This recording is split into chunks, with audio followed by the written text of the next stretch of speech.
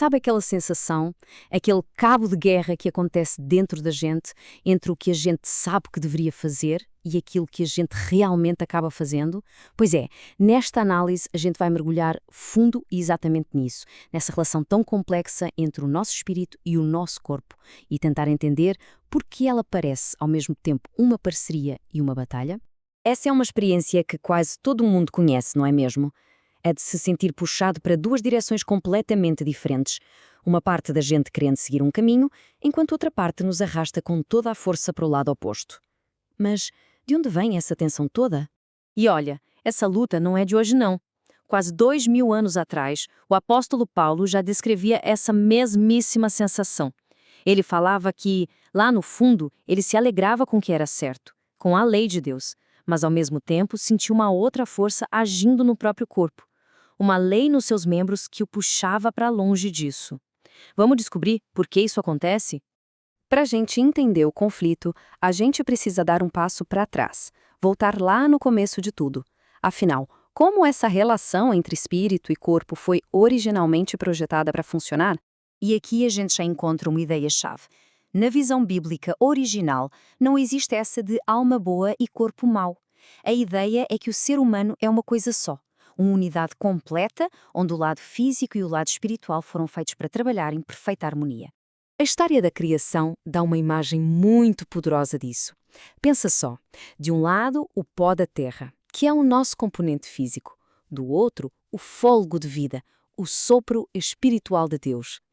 É só quando essas duas realidades se unem que o ser humano se torna um ser vivente. Não existe verdade sem o outro. Foram feitos para ser um só. O teólogo John Stott ressalta que essa ideia de desprezar o corpo vai totalmente contra a essência da fé cristã. Afinal, essa fé é toda baseada na encarnação, ou seja, em Deus se tornando carne. Isso mostra que o corpo não é uma prisão para a alma. Pelo contrário, é uma parte essencial de quem a gente é. Ok, então, se o projeto original era essa harmonia toda, o que foi que deu errado? Porque algo, claramente, quebrou essa unidade que existia no começo. A resposta que as escrituras dão para essa fratura é o que a gente chama de pecado. E aqui é muito importante entender que o pecado não é visto só como um erro espiritual. É como se fosse uma desordem profunda que corrompeu a pessoa por inteiro, criando aquele conflito interno onde antes só existia unidade. E o estrago foi grande. A queda não afetou só um pedacinho, afetou tudo. A nossa consciência, a nossa vontade, os nossos desejos e até a condição física do nosso corpo. Tudo foi impactado, gerando essa tensão constante que a gente sente.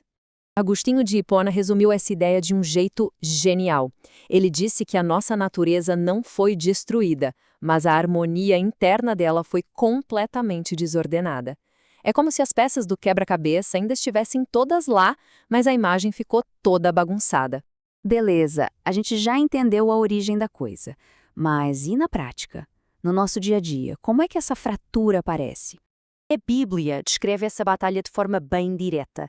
A carne, que aqui não é só o corpo físico, mas sim toda a nossa natureza caída e seus desejos bagunçados, está em oposição constante ao espírito. É uma verdadeira guerra de vontades acontecendo dentro de nós. E isso aparece de formas que a gente conhece muito bem, não é? O espírito querendo se conectar, mas o corpo buscando qualquer distração. A consciência apontando para um caminho, mas os impulsos gritando por prazer imediato. É essa luta diária para tentar alinhar o que a gente faz com aquilo que a gente acredita. Mas a boa notícia é que a história não acaba nesse conflito. A mensagem central do Evangelho não é sobre aprender a gerenciar essa guerra para sempre, mas sobre encontrar a vitória através de uma restauração completa. E aqui está a grande virada de chave. A salvação não é um plano de fuga para a alma, onde o corpo fica para trás. Pelo contrário, é um projeto de redenção para a pessoa inteira, tanto espírito quanto corpo, para restaurar aquela unidade original que foi perdida. O teólogo N.T. Wright resume isso de um jeito muito poderoso. A esperança final do cristianismo não é se livrar do corpo e virar um espírito flutuando por aí, mas sim a ressurreição do corpo, um corpo glorificado, livre de toda essa bagunça do pecado e da morte. A parte física faz parte do destino final. E essa restauração é um processo, sabe? Acontece em etapas. Começa no presente, com a justificação, onde o status espiritual da pessoa é mudado. Continua ao longo da vida, com a santificação, que é essa transformação gradual.